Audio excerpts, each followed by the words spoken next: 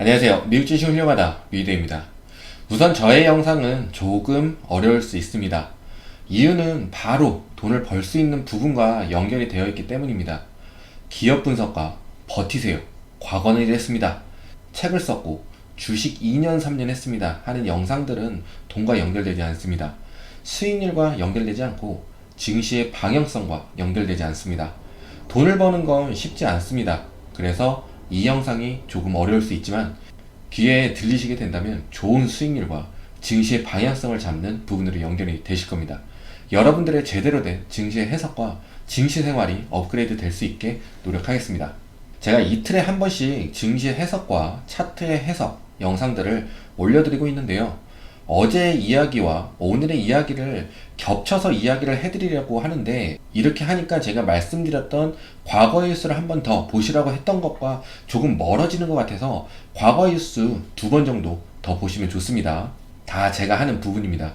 하여튼 어느 경우는 겹쳐서 영상을 만들고요, 어느 경우는 어제 이야기의 해석들 그리고 오늘 것들 따로 해서 올리도록 하겠습니다. 그러니 불편함 없이 영상 시청해 주시면 감사하겠습니다. 어제는 지표가 별로 좋게 나오지 않았는데요. 증시는 상승했습니다. 중국의 경제 지표가 부진하게 나왔고요. 소매 판매, 산업 생산, 투자가 안 좋게 나왔습니다. 경기 둔화 이야기가 다시 나오게 만드는 상황이었는데, 금리 인하 결정을 하면서 경기를 방어할 것이다 라고 나왔습니다. 이 부분은 코에 걸면 코걸이, 귀에 걸면 귀걸이가 되는 것인데, 알아두셔야 하는 것은 금리 인하 결정은 경기 침체를 인정하는 부분이 되는 것이라서 향후에 실물 경제가 어떻게 돌아갈지 잘 지켜봐야 합니다. 하지만 금리 인하는 경기 둔화를 늦추거나 할 수 있기 때문에 방어를 하죠. 그렇게 되면 증시의 하락을 저조하게 만들고 잠깐 반등을 만들 수 있는 부분이 될 수 있습니다. 그리고 중국주 상패 이야기, 여러 안 좋은 이야기들이 나오는데요. 이것도 제가 이미 말씀을 드렸습니다. 이런 미국의 경제 상황에서는 중국주는 좋지 않다, 좋은 투자처가 아니다 라고 말씀을 드렸습니다. 경제가 안 좋은 부분은 어느 나라에서는 게임 체인저가 될 수가 있습니다. 그러니까 정말 만약 세계 경제가 안 좋아지면 이때다 할 수도 있고, 세계 경제가 안 좋다는 건 미국의 경제도 안 좋아진다는 부분이기 때문에 이런 경우는 치고 올라오는 나라들을 견제해야 하기 때문에, 미국은 서비스의 나라이면서 주식의 나라, 하여튼 그럼 중국주들이 활개를 치게 놔둘 수는 없습니다. 당연한 부분입니다. 가을에 동남아에서 바이든과 시진핑의 회담이 조율되고 있다는 것 같다고 나왔습니다. 미중 갈등이 해소될 수 있겠다라고 볼 수 있는 부분인데 아직 크게 의미 부여할 부분은 아닙니다. 어제 나온 지표는 안 좋게 나왔는데요. 8월 엠파이어 스테이트 지수가 마이너스 31.3 나왔습니다. 예상이 5.5 플러스였고요. 플러스 예상이었는데 마이너스가 나왔으니 안 좋게 나온 거죠. 주택시장 지수도 45 나왔는데 예상이 55였습니다. 역시 안 좋게 나왔습니다.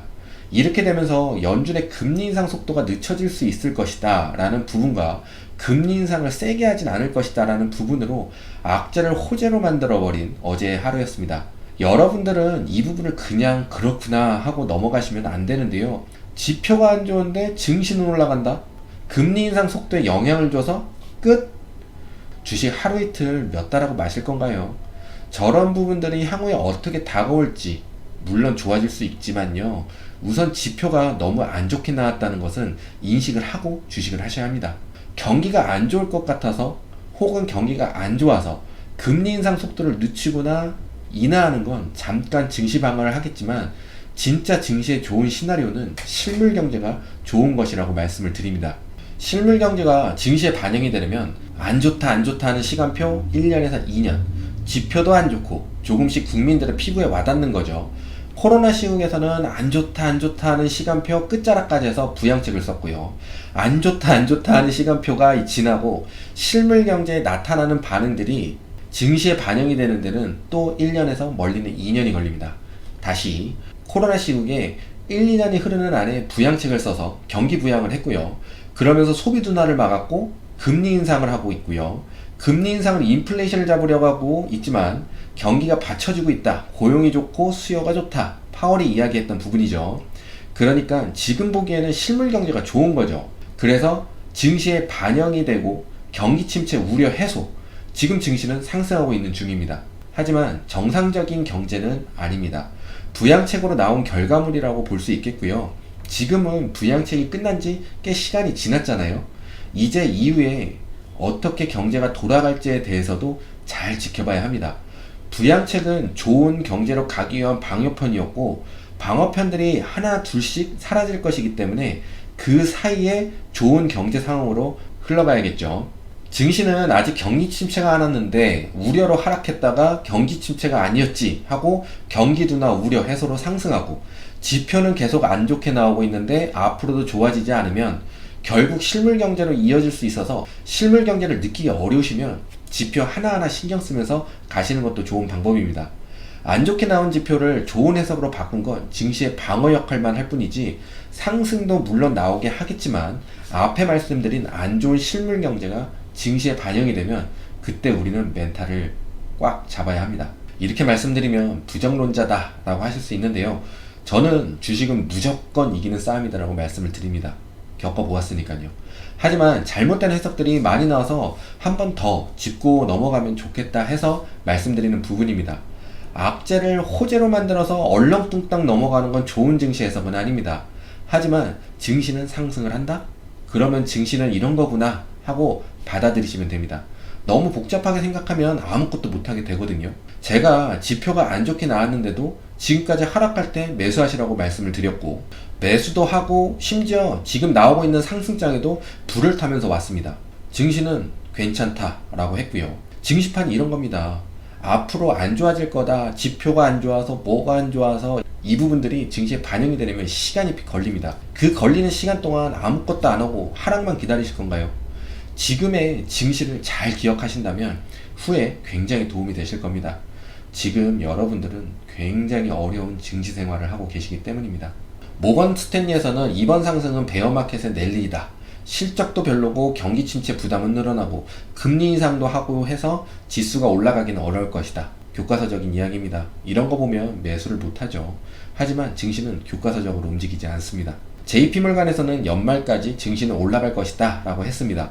요즘 가치주들이 상승하는데 바닥을 친 거라고 나왔고요. 빅테크 성장주 우량주들이 와 또 올라? 와 하는 상승이 나오면 가치주도 올라가게 되어 있습니다. 가치주는 빅테크 성장주 우량주의 하락을 막아주는 역할을 해야 하거든요. 가치주들이 하락을 하면 성장주의 추가 상승은 어렵기 때문에 이런 증시를 제가 똥주도 오르는 증시다 라고 말씀을 드립니다. 묻지마 상승이 나올 수 있는. 유가는 하락 중이고요. 중국의 경제지표가 부진하고 이란의 수출이 재개될 수 있다고 하면서 추가 하락을 만들었습니다. 오늘은 S&P와 다우는 오르고 나스닥은 빠졌습니다. 월마트, 홈디포 실적들이 잘 나오면서 다우가 올랐고요. 금리가 조금 상승하면서 나스닥의 하락을 만들었습니다. 소비업체 실적이 좋으니 소비가 좋다는 것이고요. 좋은 경제 상황이라는 것을 알려주니 금리가 오른 것 뿐입니다. 그리고 나스닥은 이미 묻지마 상승을 하려고 준비가 다 끝났고요. S&P 같은 경우는 하락 추세선과 이격이 넓었기 때문에 S&P가 나스닥을 따라오려면 후다닥 달려야 하는 상황이었기에 오늘까지 우선 해야 하는 상승까지는 다 해주었습니다. 그럼 나스닥은 혼자 날아갈 수 없으니 S&P를 기다린 거고요. 중반중에 쭉 빼는 거 보신 분들 계시죠? S&P가 하락 추세선에 맞았기 때문에 그렇습니다. 나스닥도 제가 말씀드렸던 부분에서 매도세가 엄청 몰려 있을 거라 했던 자리와 같은 부분입니다.